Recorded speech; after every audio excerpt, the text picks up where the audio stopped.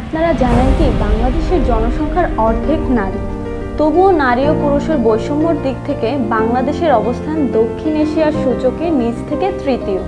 শিক্ষাক্ষেত্র, কর্মক্ষেত্র, এমনকি সম্পত্তির উত্তরাধিকার ক্ষেত্রেও নারীর প্রতি বৈষম্য সৃষ্টি হচ্ছে, যা কিন্তু পরবর্তীতে নারীর প্রতি সহিংসতার রূপ নেবে। সামাজিক অবস্থানের দোহাই দিয়ে নারীকে তার প্রাপ্য অধিকার থেকে বঞ্চিত করা হচ্ছে।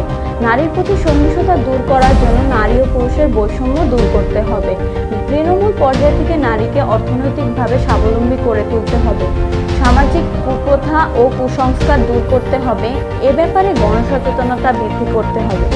আসুন আমরা সম্মিলিতভাবে নারী ও পুরুষের বৈষম্যকে দূর করি।